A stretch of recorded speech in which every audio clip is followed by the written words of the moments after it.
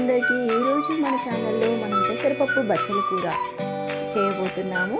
దీనికోసం మనం ముందుగా పెసరపప్పు 1.5 గ్లాస్ అయితే తీసుకోవాలి, చిన్న గ్లాస్. అది మీ రిక్వైర్మెంట్, మీకు ఎంత కావాలో అంత సరిపోయినంత తీసుకోవచ్చు. నేనైతే ఇక్కడ 1.5 గ్లాస్ అయితే చిన్న గ్లాస్లో తీసుకున్నాను.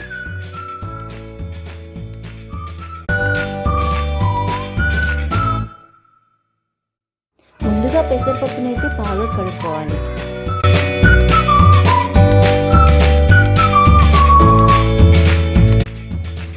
మా కిచెన్లో విండో పక్కన ఉన్న నేచర్ అండ్ విండో నుండి చూస్తే ఎంత బాగా అనిపిస్తుంది అంటే అది నాకు చాలా ఇష్టం.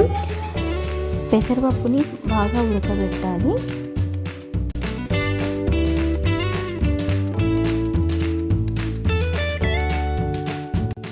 మా తోటలోని బచ్చల కూర నేను మా అత్తమ్మ ఇద్దరం కలిసి తెంపుతున్నాము.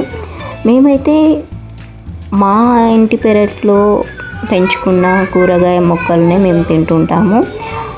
మనం హెల్తీగా ఆర్గానికల్గా పండించుకున్న మొక్కలని మనం వండుకుంటే ఎంత బాగుంటుంది, హ్యాపీనెస్.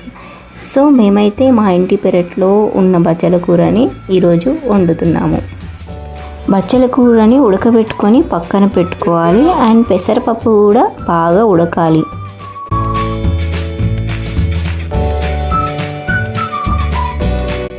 పప్పు బాగా మెత్తగా ఉడికింది కదా, సో దింపుకొని పక్కన పెట్టుకోవాలి. పప్పు కాస్త చల్లారలోపు మా పెరట్లో ఉన్న కరివేపాకునైతే తెంపుకొచ్చాను పోపు కోసం.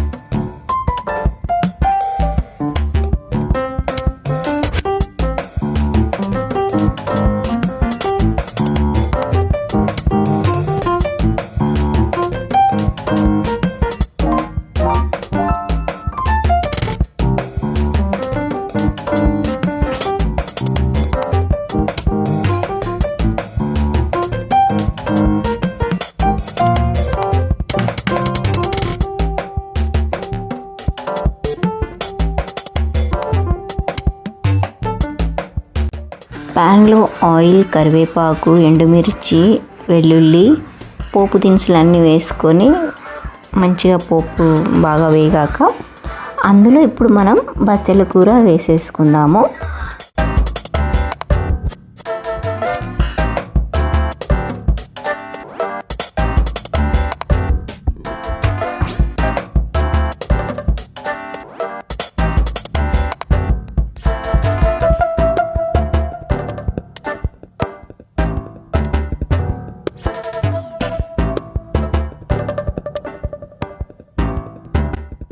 ఆయిల్లో కాస్త డీప్ ఫ్రై అయిన బచ్చల కూరలో మనం ముందుగా కట్ చేసి పెట్టుకున్న టమాటో ముక్కలను వేసుకోవాలి.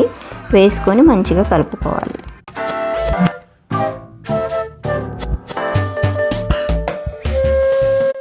ఆయిల్ పోపులో డీప్ ఫ్రై అయిన బచ్చల కూర, టమాటో కొంచెం వేగాక ఇప్పుడు మనం పెసరపప్పు వేసుకొని కలుపుకోవాలి.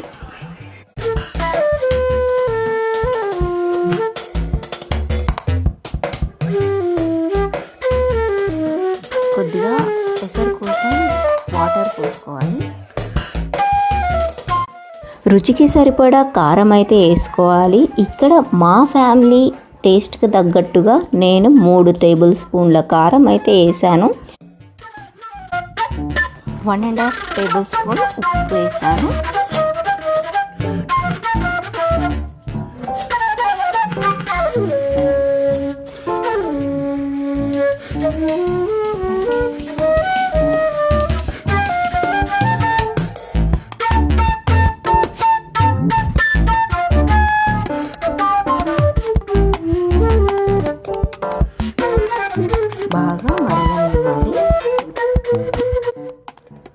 మీడియంగా చిక్కపడేంత వరకు బాయిల్ అయ్యేలా చూసుకోవాలి. ఇంతే అండి పెసరపప్పు బచ్చల కూర. Super home made organic food.